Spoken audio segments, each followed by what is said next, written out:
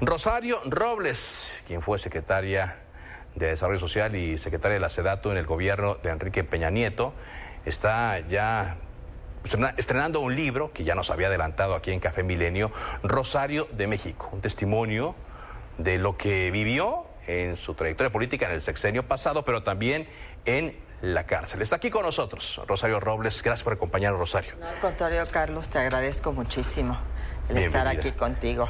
Bueno, antes de hablar del libro, Rosario, sigues acumulando, no sé si llamarlo victorias, pero sí fallos a favor en esta lucha legal que emprendiste. La última se acaba de dar hace apenas un par de días, entiendo.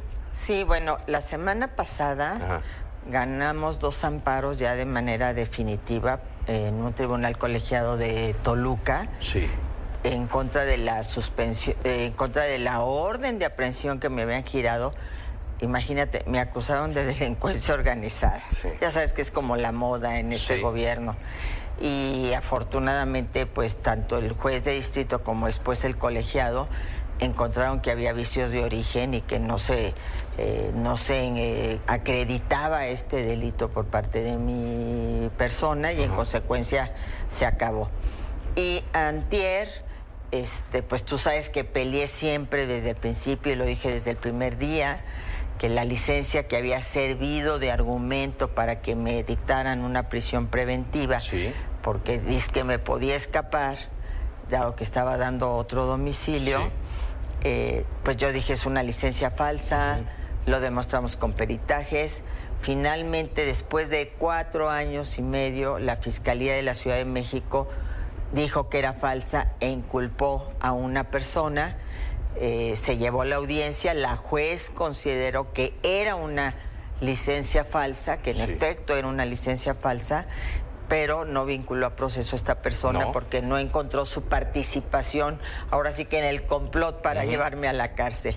Pero yo le pedí a mis abogados que ya no apelaran, porque pues es un trabajador que siguió una instrucción. O sea, alguien le dio una orden de que hiciera esta licencia de manejar falsa. Así es, y lo importante que quedó acreditado que yo había dicho la verdad siempre, que este era un documento falso que se fabricó explícitamente para tener un argumento para privarme de mi libertad, porque como señalo en el libro que me hizo el favor de publicar la editorial Grijalbo, se trató de una infamia perfectamente orquestada desde el primer momento, desde que se trató de un juez sobrino de Dolores Padierna y René Bejarano, se utilizó esta prueba falsa. Era un delito que no ameritaba prisión preventiva, ¿no? Y al final de cuentas, después de 3 años de estar en la cárcel y después de todos los procesos jurídicos, pues se sobresee el caso y se me absuelve de toda esta situación. Entonces, por eso hablo que es la historia de una infamia, de este uso de la justicia con fines políticos, pero narro también el profundo aprendizaje que ya lo hemos platicado, que significó para mí estos 3 años. El estar en la cárcel, estar tras las rejas, 3 años. Entender la gran deuda, no, el déficit que tenemos en materia de justicia, que no lo encuentro en los discursos de las candidatas y el candidato presidencial. ¿De ninguna de las dos? De ninguno, como un eje fundamental hoy en México, y sobre todo cuando estamos viendo que la oposición es perseguida con los instrumentos de procuración de justicia, ¿no? En la Ciudad de México y a nivel nacional. Entonces, creo pero olvidémonos de los políticos, hablemos, y hay todo un capítulo dedicado a estas mujeres, que yo aprendí a juzgar, no a juzgar, a ver con otra mirada, entender mucho de lo que normalmente levantas el dedo flamígero y no juzgas con mucha facilidad, y tendemos a esta cuestión del castigo, ¿no? De la visión punitiva, de hay que castigar y hay que destrozar el alma de las personas. Es lo que mucho mexicano piensa, que así es como se debe castigar. Si pusieras que si ponemos la pena de muerte, la gente te dice que sí, que claro, ¿no? Pero no entendemos que mucha gente está de manera inocente en la cárcel, que está ahí sin un juicio, sin una sentencia. O como en tu caso, sin necesidad de estar en la cárcel, porque puede llevar su proceso en libertad. Claro, ¿y quién me paga a mí? Olvídate de mí, a mi hija Mariana y a todo el daño que se le hizo. Sí. Esos 3 años que yo viví ahí, una carrera política, toda una trayectoria de servicio al país. Entonces, pues lo que yo quise es contar mi verdad, Carlos. Es decir, esta es mi verdad. Sí, pero lo narras también desde un punto de vista personal, porque hablas incluso, Rosario, que pensaste en el suicidio. Sí, sí. Yo no creo que nadie que esté en la cárcel no lo piense. Llega un momento en que, y bueno, yo finalmente sabía que estaba por una razón política y que en algún momento tendría que salir, pero de veras que es un agujero al que te lanzan, es una alcantarilla, como yo lo he nombrado en uno de los capítulos del libro, y encuentras demasiada desolación, pero necesitas tener una estructura y encontrar un sentido. Para mí era Mariana, desde luego, mi familia, mi hija. Y me cayó en ese momento el libro de Víctor Frank del hombre en busca del sentido. Sí. Y fue así como providencial esos mensajes que te llegan, ¿no? Te traje este libro, caray. Estuvo en un campo de concentración, no sabía si lo iban a matar al segundo siguiente, y sobrevivió porque le encontró una razón. Y para mí la razón era Mariana, por un lado, y por otro lado, todas esas mujeres que estaban ahí, todas esas mujeres que se me empezaron a acercar, que me seguían viendo a pesar de que estaba ahí, vestidas igual del mismo color que ellas y todo, me seguían viendo como alguien que podía ayudarles a abrir esas puertas. Sí. Y bueno, no solo llevamos casos pro bono, logré que se hicieran mastografías y colposcopías, porque se habían suspendido sin criterio alguno por la pandemia. Aunque debo reconocer que la pandemia se manejó muy bien. Logramos la visita del ministro Saldívar, que fue una visita histórica, la primera vez que un presidente de la Corte va a un centro penitenciario a escuchar a las mujeres. Y yo creo que son de las cosas que yo me llevo, que me traigo, que traigo conmigo, y esa causa por la cual quiero seguir luchando. Pero también, me imagino, abordas el tema político, ¿no? Sí. Que fue lo que finalmente te llevó ahí. Tú dices, es una infamia lo que te ocurrió, el testimonio de infamia, el uso de la política en contra de los adversarios. Así es. Sí, y yo creo que particularmente conmigo había una hazaña, porque ya está a punto de terminar el sexenio del presidente López Obrador. Sí. Y tú pregúntate qué otro político fue a la cárcel. Ninguno. Fui la única.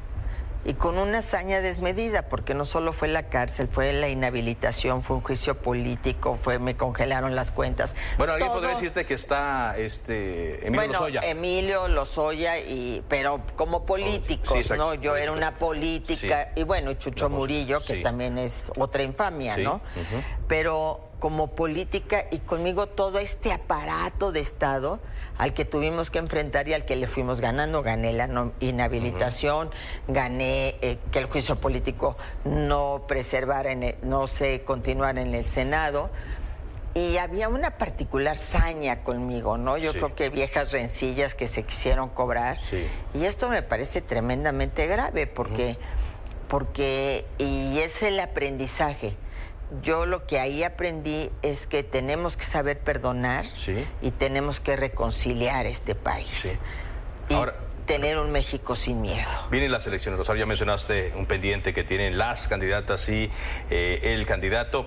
Tú nos habías dicho en Milenio que estabas, en Café Milenio, que estabas evaluando si le entrabas otra vez. Ya estamos a unas horas de que empiece el proceso en sí de campañas y no te vemos allí. ¿No vas a hacerlo? No, quien está es mi hija Mariana. Yo sentí que en esta ocasión yo tengo una enorme deuda con Mariana. De los 3 años que ella dejó su participación política para hacer otro tipo de participación, que fue esta lucha que dio tremenda por mi libertad, esta ruta que recorrió todo el país llevando mi verdad, cuando al principio no era fácil, Carlos, porque la gente al principio pues no nos creía, había sido tal la campaña de lodo que era muy difícil. Después ya fue cambiando la percepción y todo el mundo decía es una venganza, etcétera. Y ella hoy pues tenía toda la intención de regresar y a mí me parecía que el espacio tenía que ser para ella. Para ella está ya de candidata a diputada local y yo estoy pues participando como puedo, escribiendo, opinando en mis redes.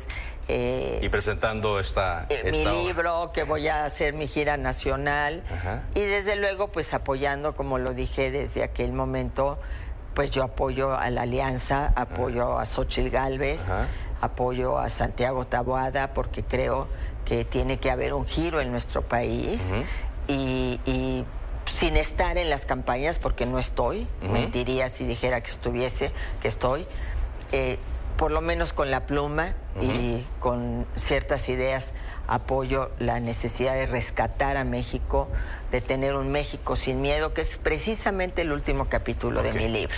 Un México sin miedo, en un México en el que podamos salir en paz, con tranquilidad, en el que nos podamos saludar como hermanos que somos, como mexicanos y mexicanas, y creo profundamente en el tema del arquetipo de la madre, ¿no? Es decir, hoy tenemos un padre proveedor, patrimonialista, proveedor, paternalista, castigador, ¿no? Severo con los que no están de acuerdo con él.